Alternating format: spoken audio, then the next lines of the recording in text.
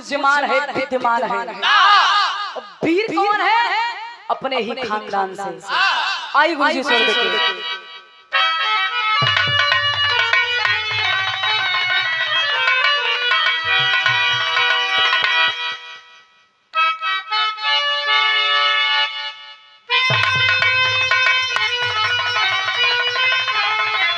वाह वाह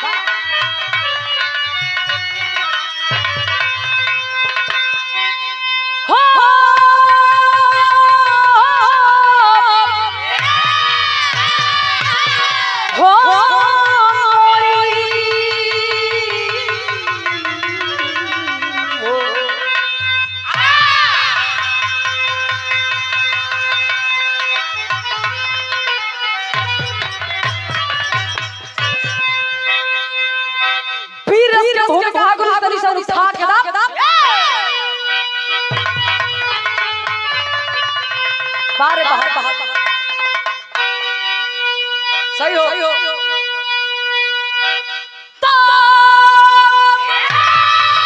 सिंह सिंह की गोद में से सिंह पैदा हुआ जिसकी हिम्मत को कोई हिला ना सका भाग भी भाग से जिसके नीचे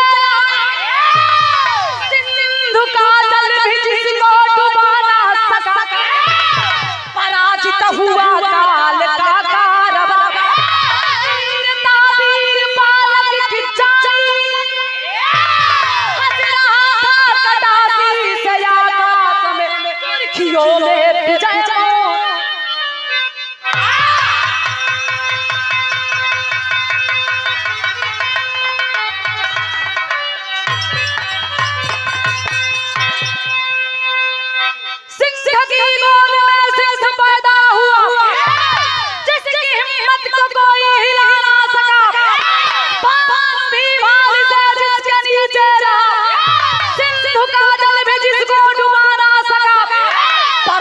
हुआ काल का कारवा पराजित हुआ काल का कारवा वीरता वीर बालक की जानी गई हंस रहा था खलासी से आकाश में सुर्खियों में विजय मौत मानी गई। कहानी का शुरुआत एजा से बाद में समय के जौना समय कुरुक्षेत्र के रचना भई कौरव के अपार सेना पांडव पांच भाई माई कुंती के दरबार चिंता बा कि हमारे 5 गो लड़का कौरव के अपार सेना अगर हमारे लाल के कुछ हो जाई तो हमारी बुढ़ाई व्यर्थ हो जाई।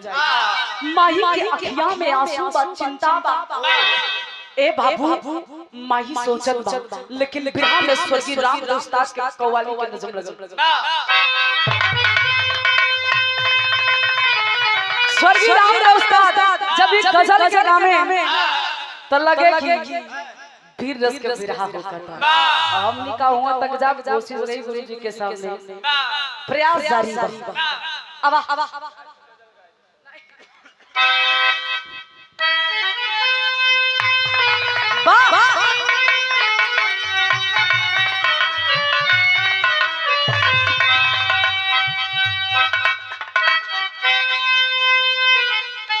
अरे सही हो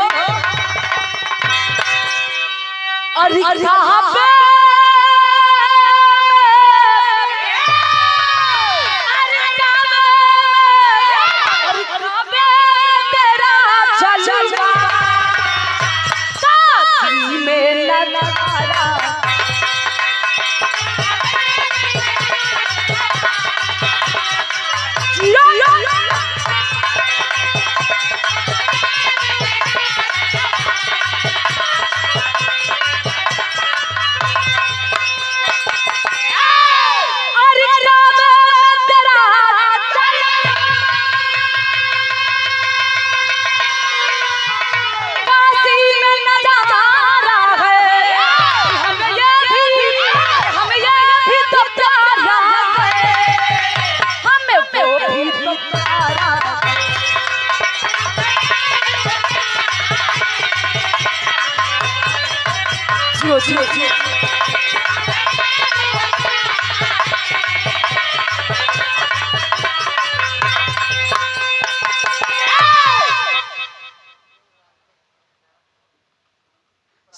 संतोष राजभर कोटेदार कानपुर की धरती से 51 रुपया के लिखा हुआ कबीर जी का सही हो।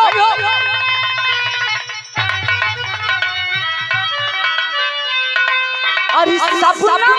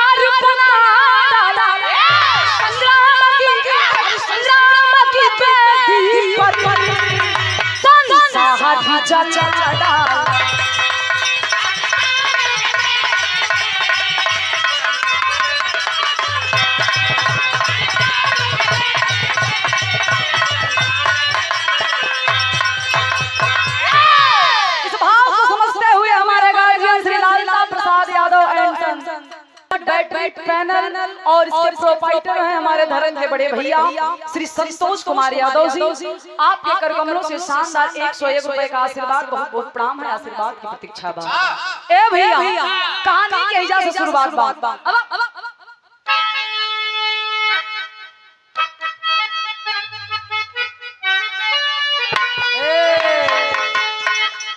नहीं बात आई, लेकिन हम बदल दे बारे तू नजम में आवा बा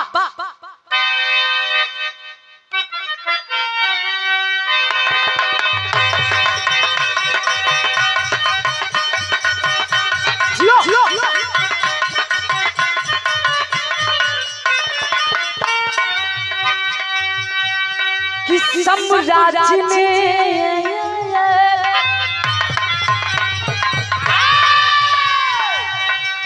साम्राज्य ने कराया विस्फोट वंश में, साम्राज्य ने कराया विस्फोट वंश में, बदलने लगी है कोट वंश में।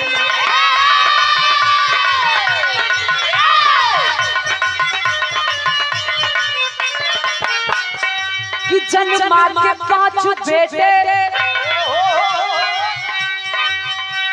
जन्मा के 5 बेटे पांडु गुजर गए, जन्मा के 5 बेटे पांडु गुजर गए, धृतराष्ट्र को भतीजे 5 हर गए।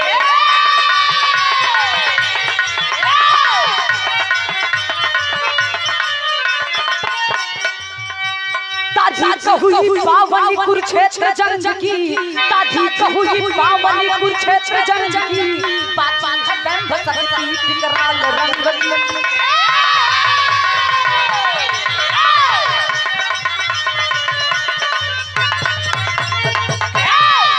और ये देखिए सम्मान मिला हमारे गार्जियन हैं और बिरहा कलाकारों के बड़े चिंतक हैं परम आदरणीय श्री अलगू राम यादव, पूर्व बीडीसी, समाजवादी के कट्टर नेता, आपकी तरफ से शानदार 100 रुपए का आशीर्वाद।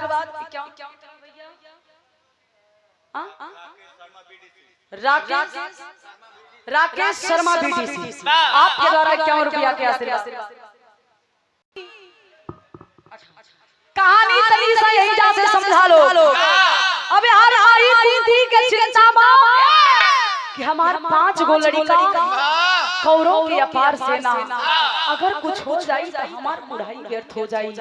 माई के आंख में आंसू बा, माई की उम्मीद बा, भरोसा बा, अगर इस बात के लेके हम चलब धृतराष्ट्र के पास, वो तो हमारे परिवार के मुखिया है, इस राज्य के राजा है, मेरी बात को जरूर समझेंगे। ए बाबू, एक माई अपने लाल के जान के भीख मांगे खातिर अचरा फैला के चलल बा धृतराष्ट्र के पास।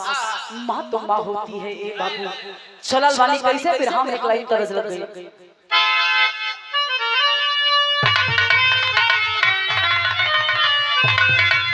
सही हो। ओहो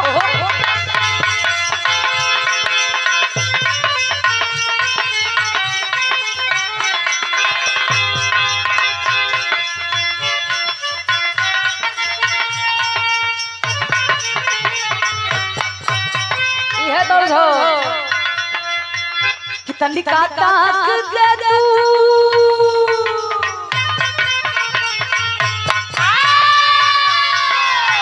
तू तनिका ताक दे तू हमारी ओरिया मोर जाई हाय हाय मोर जाई बिना गंगा में ना आइले मोर जाई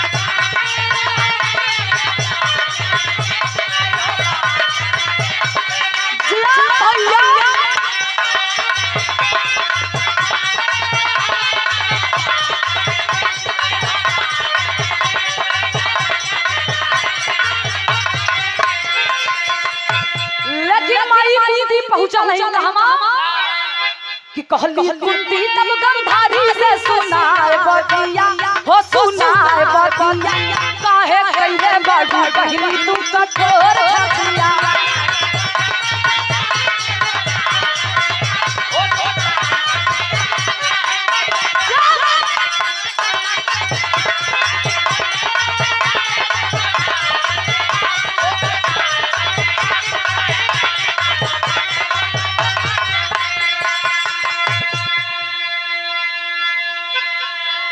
और ये देखिए बड़ा प्यारा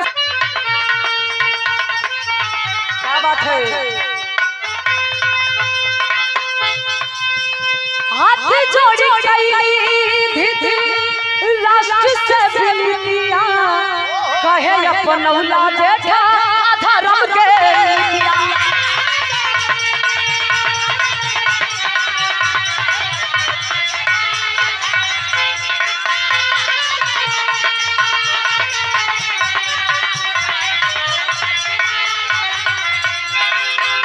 होई माटी जीवन माटी में मिल जाए बतिया मिल जाए बतिया काहे खेले बाडू कहली तू कठोर छतिया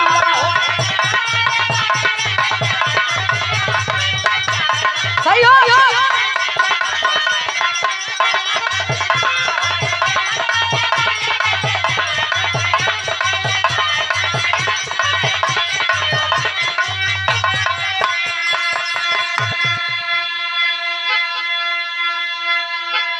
ए पंचो आज माई कुंती पहुंचा नहीं कहमा गंधारी के पास गंधारी से हाथ जोड़ के विनती करती है कि यही बहन तू बड़ बाड़ू परिवार के मुखिया हो ई लड़ैया के रोकवा देना तो दोनों कुल के विनाश हो जाए ए बाबू गंधारी मना कर देती है कि मेरे बस की बात रही है मैं कुछ नहीं कर सकती हूँ माई कुंती आगे बढ़ल बाड़ी धृतराष्ट्र हाथ जोड़ के विनती कैली कि भैया ई लड़ैया के रुकवा दा ना तो दुनहु कुल के नाश हो जाई ए बाबू आज धृतराष्ट्र भी मना कर दिया कि दुर्योधन बड़ा हठी है वो प्रतिज्ञा कर लिया है कि कुरुक्षेत्र की रचना हो गई है लड़ाई तो होके रहेगी ए भैया माई कुंती निराश से कोई लौटल वाली आंख में आंसू बा रास्तवा में भेंट कैसी भइल अहिल्यावती उर्फ नसरती से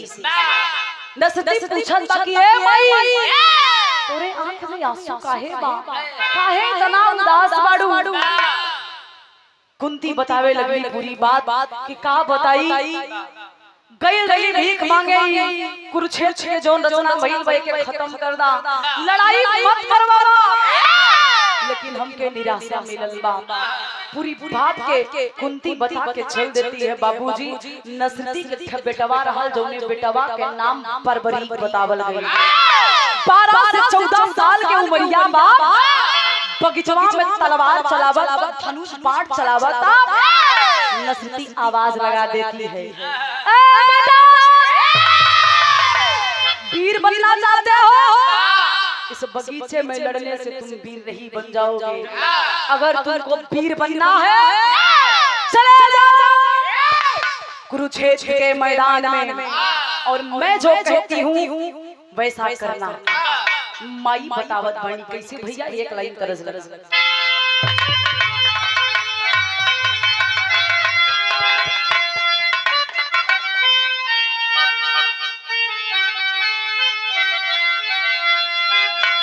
कोरिका तरिया सासू हर दहिया जमावेली कोरिका तरिया सासू हर दहिया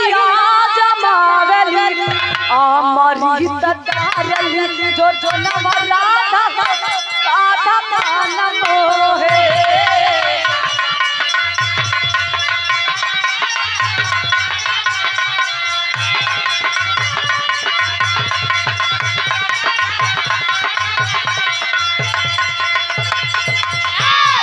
लेकिन माई नसरती अपने बेटवा परवरिश से कहा था का कहली कि बेटा परवरिश के हर मातारी तब बुलावेली बेटा परवरिश के हर मातारी तब बुलावेली बातिया नवा जल्दी हो तब तू हवा कदा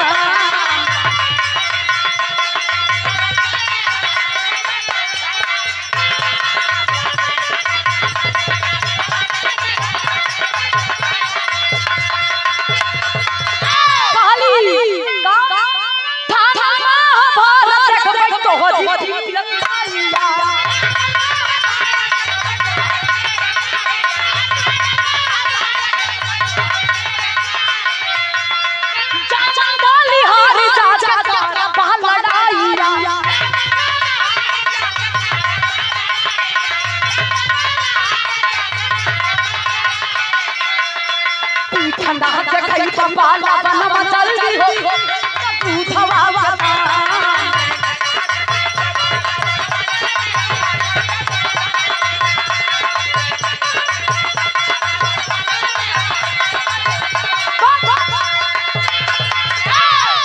परवरिश के माई काली की बेटवा बगीचा में लड़ला से कोई वीर नहीं बन जाता वीर नहीं के बाद तो चल जा कुरुक्षेत्र के मैदान में महाभारत का लड़ाई ठन चुकल बा चाचा तू भाग लेला लेकिन तो के लड़े के बाकी करे जवन दल हारी हुए दल से जाके तू लड़ाई करी हा देखा नसरती से यही गलती हो गई अब उनके कहे के मतलब रहल कि पांडव की तरफ से तो के लड़े के बाद उनके मन में शंका रहल कि कौरव के अपार सेना बा पांडव के कम बा ये सब पांडव के हार हो जाई कौरव के जीत होई ये से माई कहल कि जवन दल हारी हुए दल से तो के लड़े के बाद माई से मिस्टेक हो गई रे बाबू लेकिन तनी बतिया जब परवरिश सुनलास खलत के माई लागत तो के अपने दूध पे भी शंका बा हरत औलाद ना बल्कि फौलाद के जन्म देले बाड़ू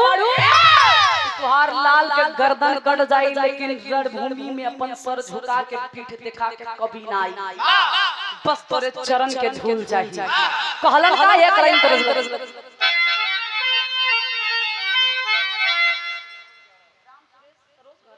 श्री राम सुरेश सरोज हरो अरे बाबूरा लैलू ना है यैया बाबूरा लैलू ना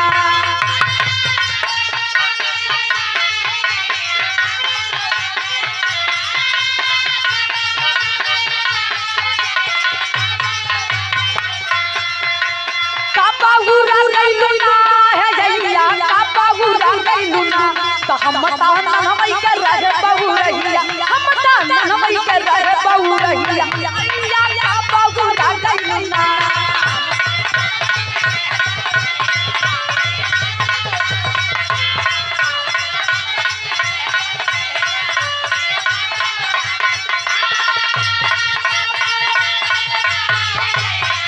जियो जियो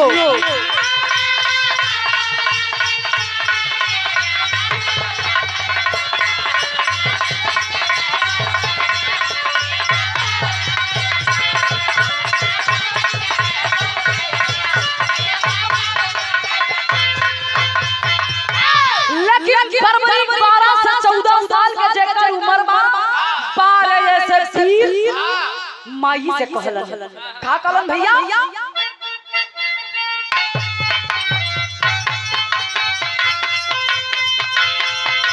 काहे डरा गइल ना माई काहे डरा गइल ना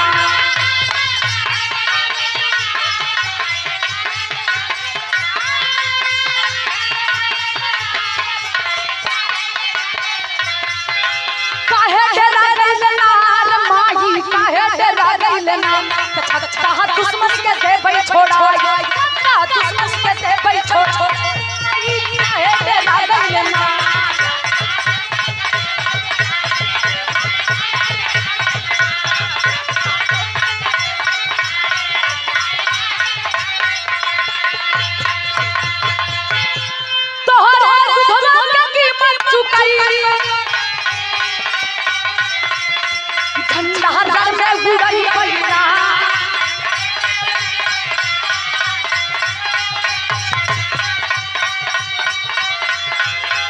चाह दुश्मन के दे भाई छोड़ा चाह दुश्मन के दे भाई छोड़ा आई काहे तेरा दिल ना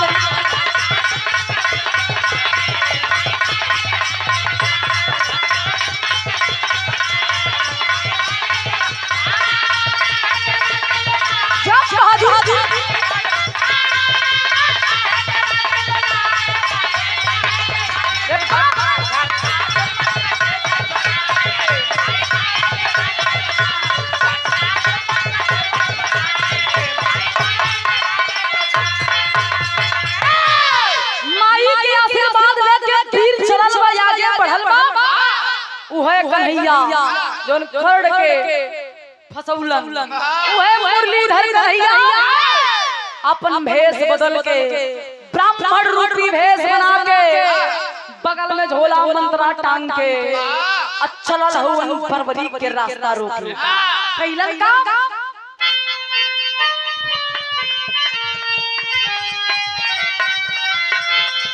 लेके चला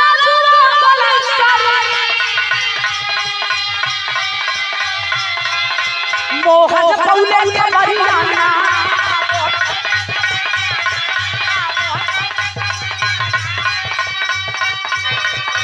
था ब्राह्मण के भजवा बना था ब्राह्मण के भजवा बना है तेरा गैलना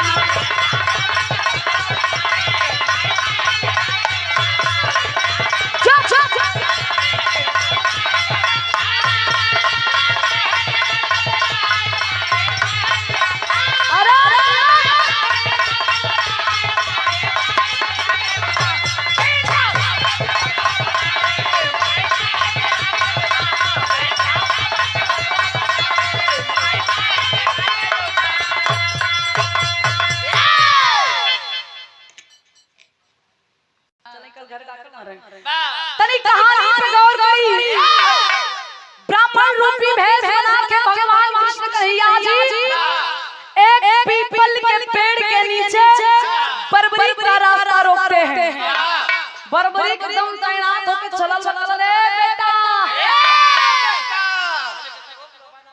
तार बेटा है नहीं हां कौन भाई हे बेटा अरे हम उनका नहीं कहला भगवान हम कृष्ण कन्हैया का हाथ रहलन ओ मर भैया ए भैया भगवान कन्हैया बर्बरी सलवन के बेटा ए का बुढ़ाई दा हड्डी काहे करवाओ छुआ करता ए भैया कन्हैया का सुना इतना बड़ा बढ़िया ना हुआ इतना तैयारी में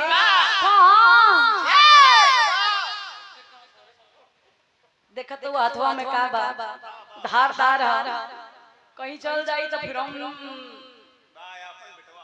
हां जोड़त है ए जा ना माफ कर दो बुढ़ाई दिला के छठिया गई लोग आज फरवरी कलर का हो महाराज जात रानी शुभ काम में तो हूं लगल है करे बर्बरी के बतिया सुन के कन्हैया कलन की देखल में छोट बा गाँव गंभीर करी गैलन कलन ए बेटा सुना तनी इतना छोट भर के हुआ कहाँ जात हुआ बर्बरी कलन की ब्राह्मण हुआ चार काम का बाबा कलन मान काम कुछ हो तो बता कलन मान बना थुना बर्बरी से भगवान कन्हैया सवाल कर दलन स्वर्गीय राम दास के तर्ज लग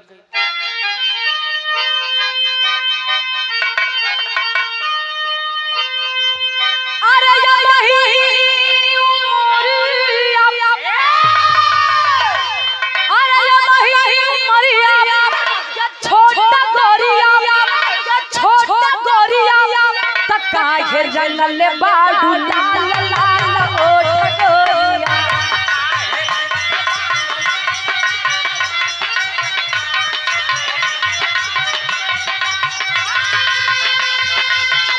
सही हो बहादुर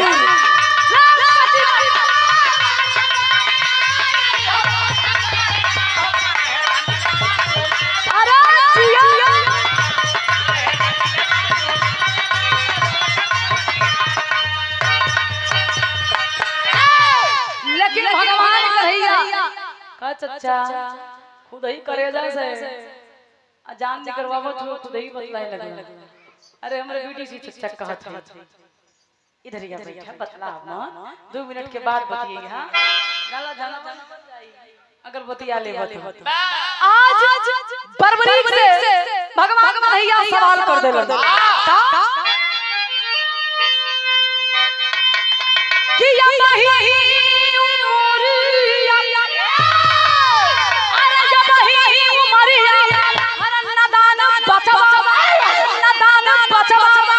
कहीं से रोक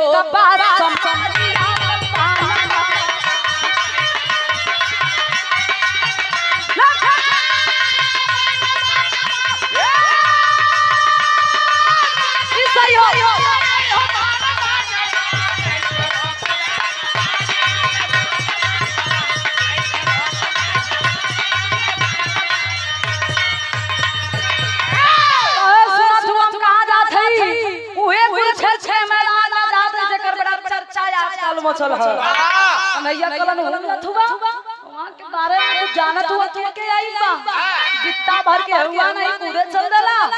सुना हमार बात कि सेना या पारी कुरुक्षेत्र में तूफानी अरे सेना या पारी कुरुक्षेत्र में तूफानी हर लई लई हई छड़ में तो पार जिंदगानी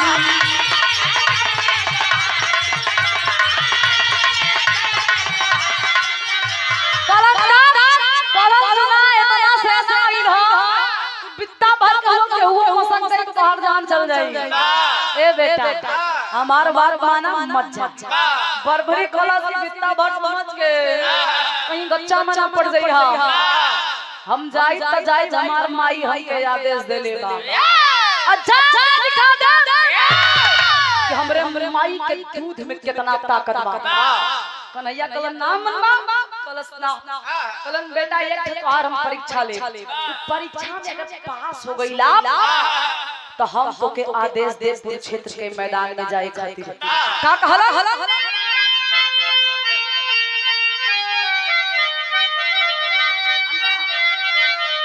कहीं पर जन मनवा तब बात एगो दे दी अरे पर जन मनवा तब बात एगो दे दी अरे पीपल के पाती के किला से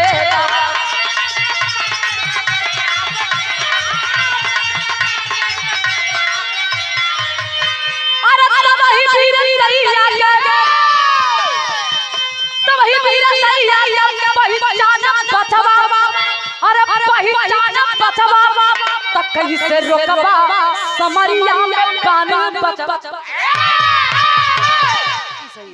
ए भैया बरबरी भगवान कन्हैया बरबरी से कहला कि हई पीपल के पेड़ जमन मना इ पेड़वा में जितना पातीवा कुल पतिया के कहीं तिरिया से छेद दा अगर इ कर के दिखा दे बना त मान जा बेटा तू बहादुर होगा।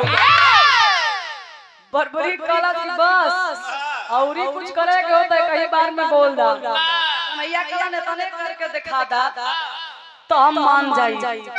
बरबरी भगवान कन्हैया के बात सुनलस तरकस से अपने बाण निकललस खींच के चलौलस पीपरे के पेड़े में जितना पाती है कुल पतिया में छेद होखत है। कैसे बदल गई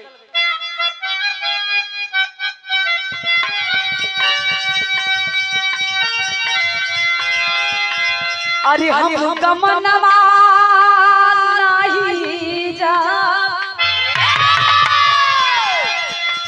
हम गमनवा नहीं जा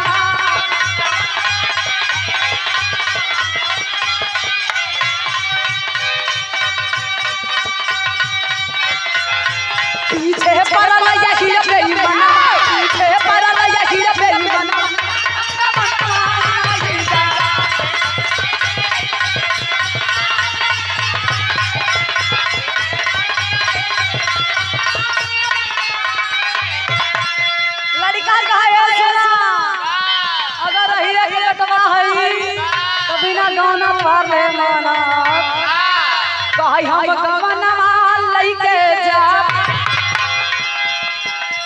हम गवन महलई के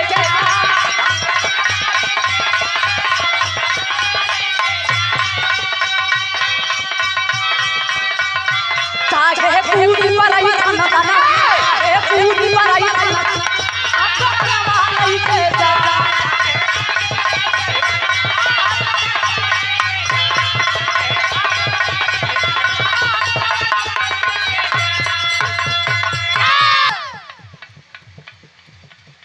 देखा तो वहीं डीजे की लड़ाई बा वहीं की ए बाबू वीर बाण उठा लिया अब चलौले बात हो बाबा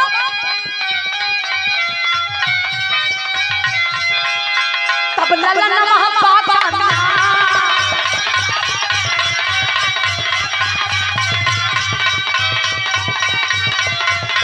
अइला सखनु सकबू पर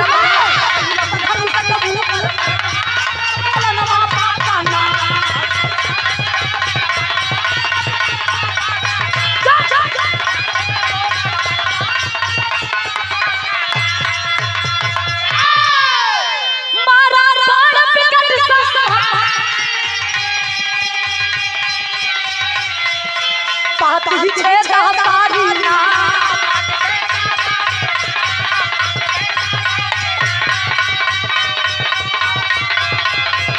मोहन तकी का फूले मोहन तकी का फूले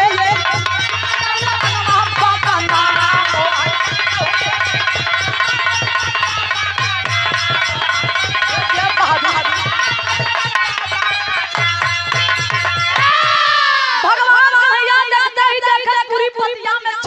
एक ही बनवा से लेकिन कन्हैया को ना रहलन एक कलाकारी कइलन वही पेड़वा में से एक पाती के तोड़ के अपने एड़िया के नीचे चोरौले रहलन कलन हो गई बरबरी कलच की ना आंखी में तोरे गतारा हो हम देखाई कलन ना रे बेटा कलन देखा तनी से कहू बचन ना बाबा कन्हैया मने मने खुश है कि कुल में छेद कर दल जल एड़िया के नीचे बाबा ई त बचल है धीरे से पतिया एरिया के निचवा से निकलन आ देखत हुन का देखला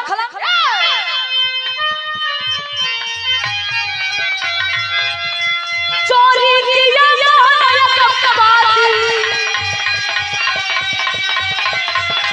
छे तल बनहु के चाती ना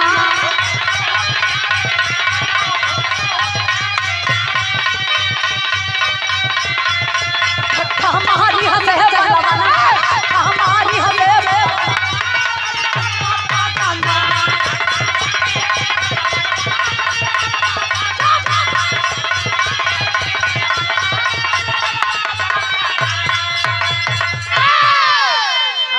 दिल जीत कहते हैं खून के रिश्ते में ताकत होती है मैं कहती हूँ कि जो ये रिश्ता बना है इसमें खून के रिश्ते से बढ़कर भी ताकत होती है लेकिन भरभरी का जोन कन्हैया एड़िया के नीचे पतिया के चोरौले रहलन जब निकाल के देखत हुवन तो पतिया में कईयो छेद भगवान तू नाम करण संस्कार करत हुआ भगवान कन्हैया कहलन बेटा पेड़े में तो पाती तू छेदला लेकिन हमरे एड़िया के नीचे रहा एक एक कैसे छेद देला बरबरी कसे लगल जान छुआ हम चाह लई त महाभारत के लड़ाइया ई खड़े खड़े खत्म कर दे कन्हैया कहलन उ कैसे काहे तीनई बार मारत तीनई बार हमरे पास बा तीनई बार मारब पूरी महाभारत के लड़ाई खत्म कन्हैया कहलन इतना बड़ा वीर कहलन बेटा तनी से परीक्षण करे चाहत है ओकर कमाल तनी से दिखा दा बरबरी कलश के नाम मन बरबरी पहला बाण चलाया कुरुक्षेत्र के मैदान में जितना वीर रहलन उनके रथ के ऊपर जो पताका फहरत रहल पताका कट के गिर गई सच्चाई है वह समय में राजाओं महाराजाओं का शान बान आन बान शान हुआ करता था वो पताका जिस राजा का पताका कट के गिर जाए उस राजा की शान खत्म हो जाएगी भगवान कन्हैया के पताकवा काट देला तो सिक्का हो गई कहे देखा दूसरा चलावत है बरबरी को दूसरा बाण खींच के मारता है जितना वीर कुरुक्षेत्र के मैदान में रहला कलश की बड़वा मार गई बस सबके निशान लगा के चलाई जेकरे कहां तीर लागी ओकर कहानी खत्म हो जाई। भगवान कन्हैया कलन सच्चो में कलश हां कन्हैया कलन बेटा हो न हो भले बुराई आ गई बा लेकिन कुरुक्षेत्र के मैदान में मैं भी जाऊंगा। कहा अगर तू जइबा तो तू वो देख का उठा में तो ई कौन इशारा है भगवान के कहत। अच्छा कलन तू अपन पैर उठा के देखा तोरा तारू के निशान लगल बा तोरा तारू के तीर लागी तोरो जीवन लीला खत्म हो जाई। भगवान कन्हैया धीरे से अपन पैर उठा के देखत तो तीर के निशान तारू में लग गए रहे। आश्चर्यचकित अरे बाप रे बाप इतना बड़ा वीर कैसे माने इसको जन्म दिया किस मां का ये खून है इतना ताकत कलन तीसर का चलावा तीसर का चला देवा तो हमको लगा तो दुर्घटना हो जाएगी। कलन कमाल बता दे बरबरी कलश के चला दे तीसर का ना जहां जहां निशान लगल बा जेकरे लगल बा सबका कहानी खत्म हो जाएगी। भगवान कन्हैया कलन बेटा इतना बड़ा वीर कौने खानदान से आया तेरा बाप से का नाम बाप पूछलन ब्राह्मण रूपी कृष्ण कहे ब्राह्मण रूपी कृष्ण कहे धन्य वीरता तेरी है काल भी थारा या चंपा जीवन में बेरी है कलश सुना हम के है जाने चाहत हुआ किस वंश के दीपक हो किस वंश के दीपक हो तो क्या नाम तुम्हारा बतलाओ देख क्या इस भिक्षा ब्राह्मण पर तुम लड़ने जाओ। कला तू बिछवा ले बा कला नौरा ने का कला सुना हम तूने खानदान कही नाम मेरा बरबरीक सही नाम मेरा बरबरीक सही पिता घटोट बलशाली इच्छा जो तुम्हारी बचन न जाए मेरी खाली। कलम सुना नाम हमारा बरबरीक है अहिरा के खानदान से बनी हमरा पिता के नाम घटोत्कच हमरा भाई मार तो तोरे आंखी दिखाई ला वो हम नहीं बरबरीक कहत रहल अरे पागल बरबरीक कहत रहल कलम सुना हमरा खानदान के वसूल है एक बार वचन दे देली ना भले प्राण चल जाए लेकिन बच्चों से कबो मुकरी लाना माला जो तो के मांगे के होई इतना बड़ा से बनी 12 से 14 साल की उम्र वाले लेकिन खरेजा बाबू लंबा बा का चाहिए माना बारे मुरलीधर कृष्ण कन्हैया छल करते हैं आज क्या कहिलन भैया तेरी में कहे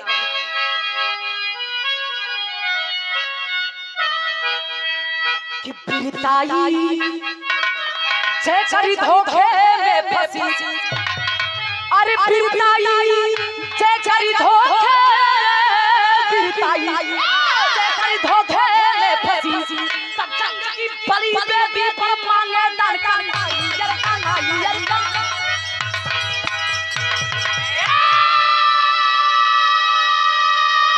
सवेरे व्यवस्था कर दे दिल जीत लेला तू लोग आज ए भैया व्यवस्था मतलब ये लोगों के नाश्ता पानी पागल हां वो तो सब शाकाहारी हो ए भैया बरबरी के भगवान कन्हैया धोखा में फंसा के बाती के जाल में फंसा के बड़ी ऊंची चीज मांग लेलन का मंगलन भैया झपट में कहना है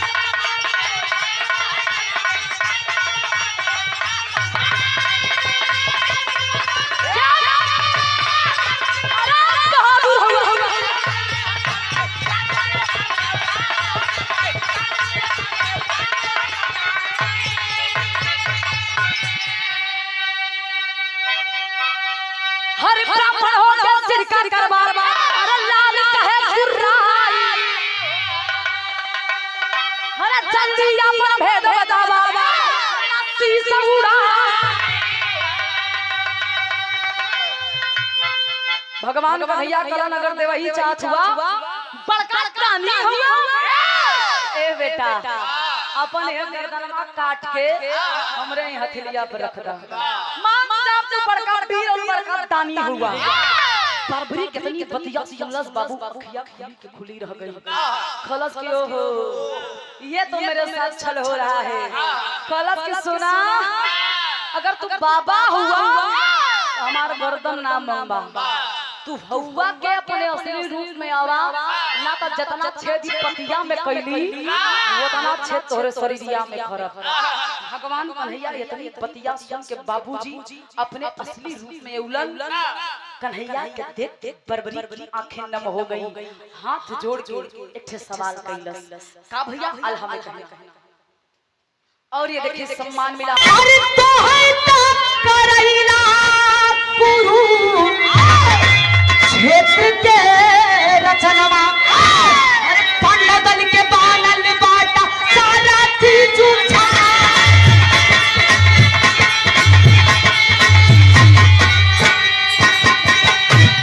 भैया धर्म की नीति बनवा रखिया।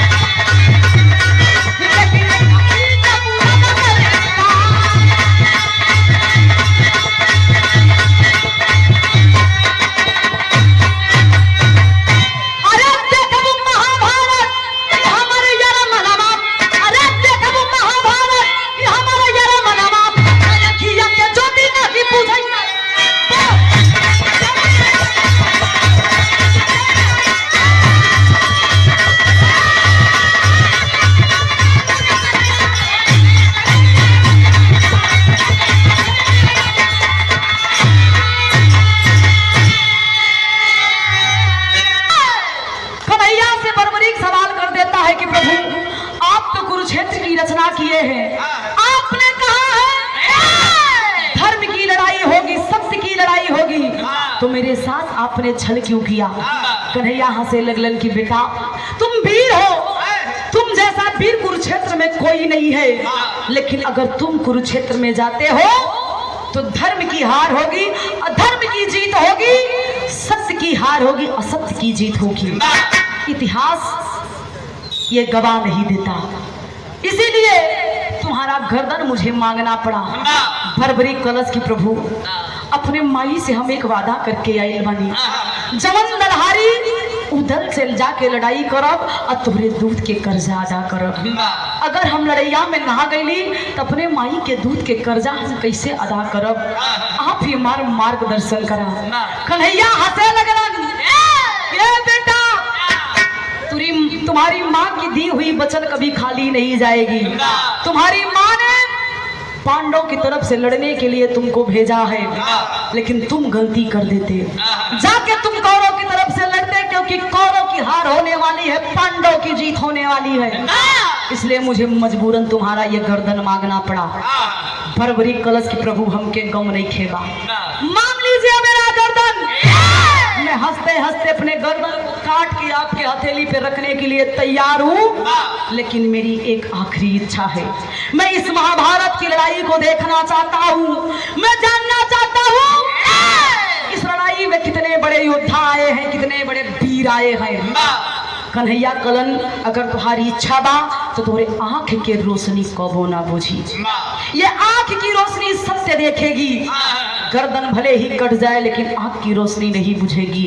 ए बाबू, बारे फरवरी बारे वो तानी, हंसते हंसते तलवार को उठाया, अपने गर्दन को काट के कन्हैया के हथेली पे रखता है। जिस समय कन्हैया के हथेली पे वो अपने सर को रखता है, बारे दुनिया के करतार मुरलीधर कन्हैया, लोग कहते हैं विधाता, दुनिया के रचैया, उन्हें कोई गम नहीं होता, लेकिन उस बालक की वीरता को देख के भगवान कन्हैया के आंख से आंसू झलके लगल। कैसे बाबू? खड़ी में कहना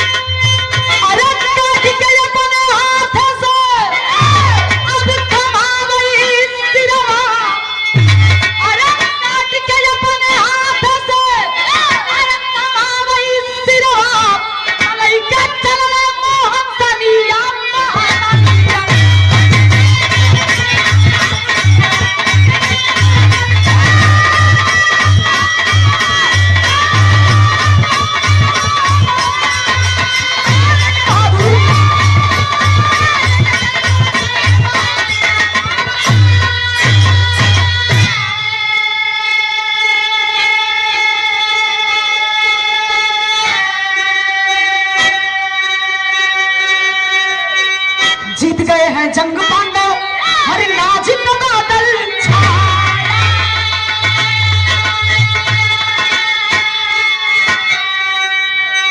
अरे अर्जुन भीम ने गुस्सा में उनको, अरे अहंकार लहरा,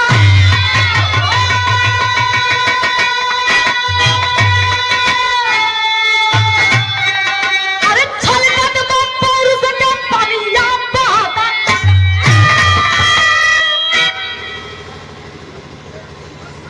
कटा हुआ सिर ले जाके सुमेर नामक पर्वत पे रखते हैं भगवान कृष्ण कन्हैया, जहां से पूरी महाभारत की लड़ाई दिख रही थी।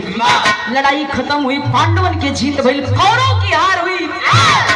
आज पांडव जीत गए, घमंड हो गया, अहंकार हो गया। भगवान कन्हैया कहने लगे कि ही अहंकार यही घमंड था, पांडव की हार हुई, सॉरी कौरव की हार हुई, आज यही घमंड यही अहंकार इस 5 पांडवों में आ गई। इनको भी सबक सिखाना है। भगवान कन्हैया 5 भाई को लेकर उसी सुमेर नामक पर्वत पे ले जाके खड़ा कर देते हैं और सवाल कर देते हैं बर्बरी के कटे हुए सिर से कि बर्बरी बता दो, इस 5 में से सबसे बड़ा वीर कौन है? तुम्हारी आंखें सत्य देखी हैं, झूठ नहीं।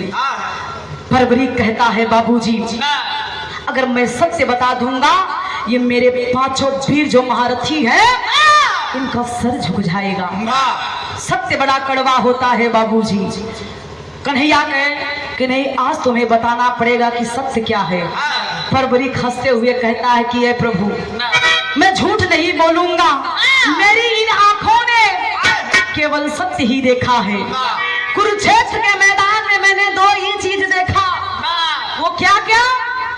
एक मां काली का तलवार और दूसरा भगवान विष्णु का सुदर्शन चक्र।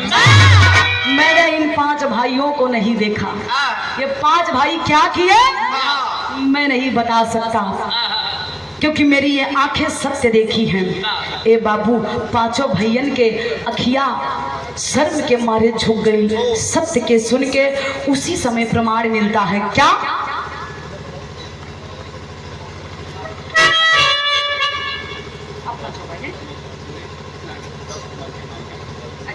एक बार जोरदार ताली बजा के आप लोग सम्मान कर दीजिए। ट्रिपल भेद मधुसूदन जी दिहले कबूबत।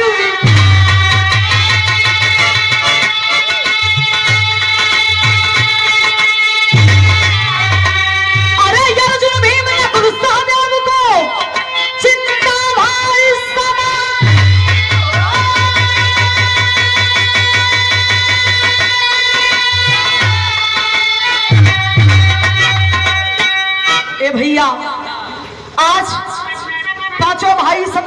सुनलन, शर्म के मारे आंखें झुक गई।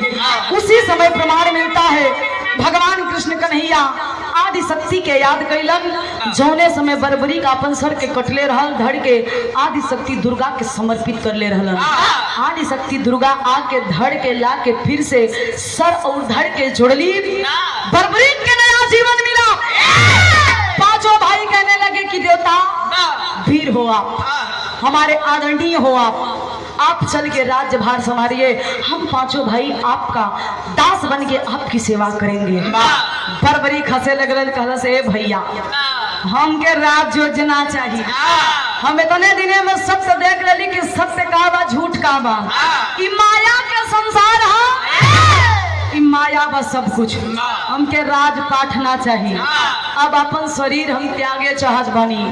बाबूजी खाटू नामक स्थान पे, खाटू नामक गांव में बरबरी तपस्या करके अपने शरीर को त्यागा, जिस स्थान का नाम पड़ा आज खाटू श्याम। भगवान कन्हैया ने अपना नाम दे दिया कि आज के बाद तुम्हारा नाम मेरे नाम से जुड़ जाएगा। जो वर्तमान में राजस्थान में स्थित है, आज भी हम लोग जाते हैं खाटू, राजस्थान जयपुर में। आज हम आप सब जाते हैं खाटू श्याम के दरबार में अपनी बिगड़ी बनाने के लिए। वही बरबरीक है जो इतना बड़ा त्याग दिया, इतना बड़ा दान दिया, द्वापर ही नहीं आज कलयुग भी पूज रहा है। विरहा के हमारे आखिरी लाइन हो, हमारे विरहा के शीर्षक रहल कि 5 पांडव के विजय और खाटू श्याम के उत्पत्ति। 5 पांडवन के घमंड भगवान कन्हैया ही तोड़लन। उनमें भगवान कन्हैया इशारा कैलन, यहू में भगवान कन्हैया के लीला रहल। आखिरी में कहना बा गुरु घराना के परिचय में।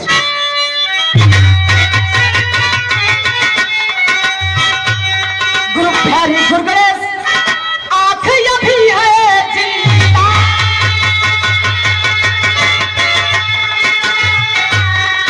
अरे स्वर्ग में चंद्रिका कवि प्यारे लाल के गीत चुनिंदा।